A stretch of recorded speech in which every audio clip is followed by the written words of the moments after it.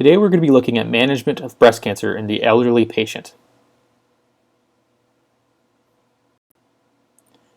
Here's a roadmap of the things we must consider when looking at management of breast cancer in the elderly patient.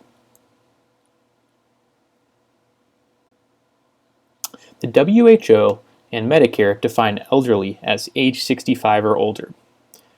Various cancer societies and surgical societies consider the elderly patient to be greater than 70 years old. Around 45% of new breast cancer diagnoses are in elderly women. The median age at diagnosis is 62.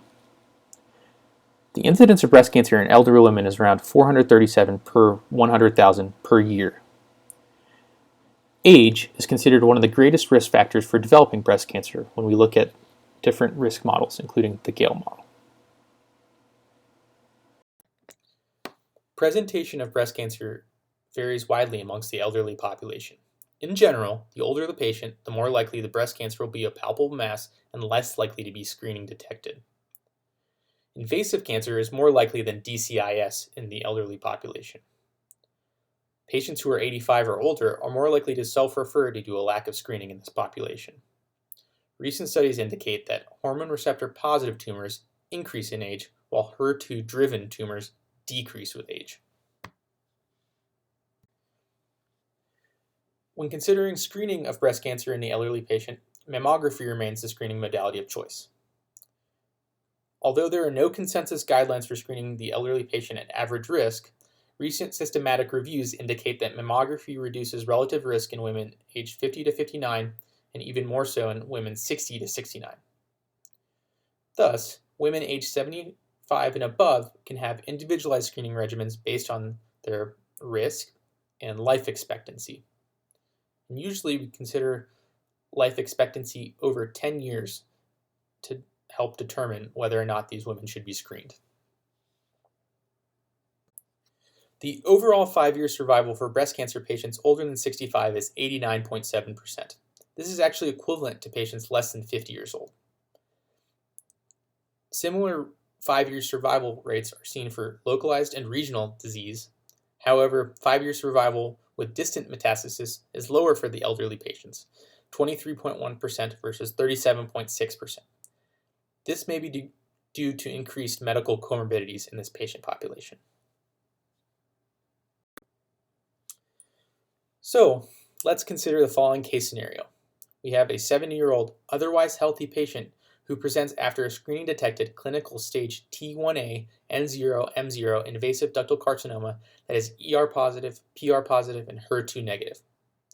How do we manage this patient, and what studies will help us inform this decision? Surgery remains a mainstay of treatment of breast cancer in the elderly patient. This includes mastectomy as well as breast-conserving therapy. Data indicates that there is a slightly higher incidence of morbidity and mortality in the elderly patient population. While perioperative mortality remains low, morbidity like cardiac arrest and pneumonia were more common in patients older than 80 years old. Patients older than 80 years old also had a 34% increase in 30-day readmission when compared to younger demographics. So, the decision to operate or offer surgery can help be aided by perioperative geriatric assessment tools like the Modified Frailty Index, the NISQA PMP tool, as well as the SURPASS calculator. These help determine whether or not a patient will be able to tolerate a surgical intervention. Surgical management of the axilla can differ in the elderly patient when compared to a younger patient. NSABP 32 demonstrated that the omission of axillary lymph node dissection in patients with clinically node-negative disease had no impact on overall survival, disease-free survival, and regional control when compared with sentinel lymph node biopsy. In 2016, the SSO Choosing Wisely campaign determined after several studies that to not routinely use sentinel lymph node biopsy in clinically node-negative women greater than 70 years of age with early stage hormone receptor positive, HER2 negative invasive breast cancer. Although several studies are cited, this is primarily based on a 15-year follow-up of the CALGB 9343 trial that we will discuss shortly. This, however, is only a guideline, and in high-risk, relatively healthy patients older than 70, axillary lymph node evaluation may provide information for determining adjuvant therapies.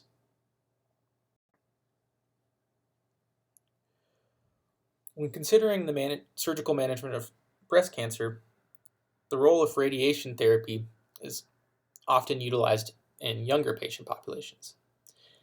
But in the elderly patient, while the NSABP B6 trial established the surgical paradigm of the equivalency between mastectomy and partial mastectomy with adjuvant radiation as it relates to survival, this study did not specifically look at the elderly patient. This was primarily investigated by the CALGB 9343 trial and the PRIME2 trial, which investigated the use of radiation therapy after breast-conserving therapy in the elderly patient. In these studies, patients received breast-conserving therapy as well as anti-estrogen therapy and either received radiation or did not receive radiation. These studies demonstrated that in the elderly patient population, there was similar rates of overall survival between radiation and no radiation, but a significant difference in local regional recurrence at 5 years. In CALGB 9343, this was 1% versus 4%, and in PRIME2, this was 1.3% versus 4.1%. Thus, radiation therapy can safely be omitted in the elderly patient population based on these studies when we look at life expectancy. When considering the role of endocrine therapy after surgery, as in the younger counterparts, for hormone receptor positive breast cancer, hormone therapy has been shown to positively impact overall survival, disease-free survival, and distant disease-free survival. As the elderly patient population is postmenopausal, the treatment of choice is an aromatase inhibitor rather than tamoxifen, given a significant reduction in early recurrence with an aromatase inhibitor versus tamoxifen. This was informed by key studies like the IBIS-2 and BIG 198 studies. One thing to consider with aromatase inhibitors is their effect on bone density, so this should be followed closely while these patients are receiving aromatase inhibitors. When considering a patient who is too frail to receive surgery, we can think about whether or not they should just receive endocrine therapy. Primary endocrine therapy, as it's called, has been studied in the elderly population, but the results are overall controversial. A Cochrane review of 7 randomized control trials comparing surgery with primary endocrine therapy demonstrated no significant difference in overall survival, but an unfavorable significant difference in progression-free survival.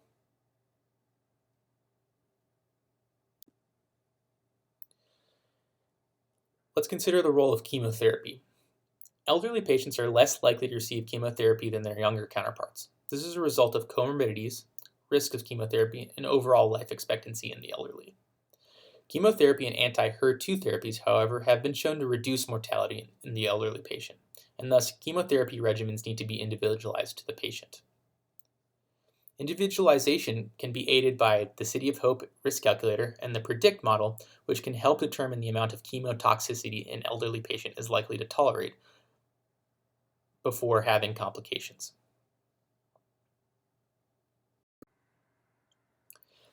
Other issues can arise in the treatment of the elderly breast cancer patient.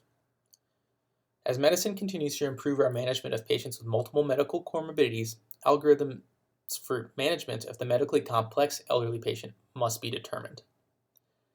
One issue in particular, as it relates to age, is cognitive impairment or dementia. This can add a complication in the care of the elderly breast cancer patient. One thing to consider is whether these patients should be screened and whether or not they can tolerate the treatments that we have. Studies have looked at treatment algorithms for these complex patients. Thank you.